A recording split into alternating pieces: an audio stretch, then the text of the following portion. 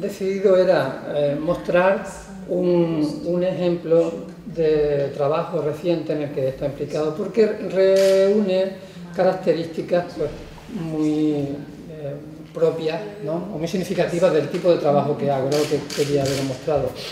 En tanto que es un trabajo hecho en colaboración con otros artistas, con otros investigadores, y también en que consiste básicamente en la recopilación de imágenes preexistentes. No hacemos un trabajo de creación de imágenes nuevas, sino de recontextualización de imágenes que proceden de otros discursos, de otras producciones culturales, tanto revistas de prensa o cine de ficción o documentales cinematográficos, otro tipo de producciones culturales. Y siempre imágenes procurando que sean familiares, ¿no? Que procedan de los medios de comunicación masivos, que estén naturalizadas en el entorno cultural en el que estamos trabajando.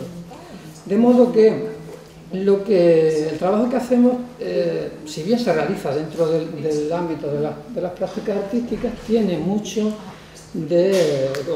debe mucho a procedimientos propios de la semiología social, y es básicamente no solamente producción cultural, sino crítica de la cultura. Pero sin olvidar, es decir, la intención es hacer un trabajo de investigación que no deje de lado las posibilidades creativas que tienen los lenguajes con los que trabajamos. Es decir, una especie de poema que al mismo tiempo sea un ensayo sobre el tema que estamos tratando y sobre el propio proceso de la escritura o de la construcción de la obra, y también un cuestionamiento de los modos en cómo son percibidas esas producciones culturales. Es decir, obligar a el espectador a que se convierta necesariamente en un lector activo, ¿no? Que tenga que cuestionar su implicación inevitable en la construcción de los significados de aquello que está viendo. Y entonces dicen, hombre, vamos a ver, en una sociedad hay conflicto de intereses, esto es obvio, lo ha habido siempre, lo ha habido en todas partes y en todas las sociedades. Y de hecho, claro, el sistema político fundamentalmente es una manera de mirar de congeniar intereses contrapuestos. Entonces, pues si una democracia, pues se vota, y entonces pues lo que sale mayoritario se hace. Entonces, bueno, la gente pues va y acepta este método para tomar una decisión cuando hay visiones distintas de qué es lo que hay que hacer. Pero, claro, puede ocurrir que entonces que haya grupos que consideren que esto no da un resultado que no es aceptable para ellos, ¿no? Y entonces, en esta situación, simplemente se cuestiona el sistema y entonces se puede abrir una situación de conflicto abierto, cuando no se acepta el funcionamiento del sistema. Por lo tanto, entonces ya vamos a abstraer un poco. Por lo tanto, ¿qué es una situación de conflicto? Una situación de conflicto es una situación en la que hay intereses contrapuestos, pero en lugar de que haya una regla que nos dice, bueno, si estos quieren esto y otros quieren otro, se va a hacer no sé qué, entonces resulta que abrimos una especie de caja de Pandora porque no hay esta regla. Y entonces, por lo tanto, ¿qué quiere decir? Quiere decir que lo que vaya a ocurrir, qué cosa finalmente va a triunfar, se convierte en algo probabilístico, en algo que pues puede ser que unos se lleven las cosas a su lado, puede ser que se las lleven otros, y esto es algo que lo vemos como incierto. Pero, claro, los individuos pueden tomar decisiones, pueden hacer cosas que modifiquen esta probabilidad. Por ejemplo, si conseguimos movilizar los nuestros, salimos a la calle, montamos grandes manifestaciones, etc., es más probable que al final consigamos lo que queremos que no si nos quedamos todos en casa. Por lo tanto, quiero decir que en una situación de conflicto la gente ve que haciendo cosas que son costosas para ellos, porque sería más cómodo quedarse en casa o exponer su vida, ir en una lucha armada o lo que sea, entonces pueden aumentar la probabilidad de conseguir su ideal.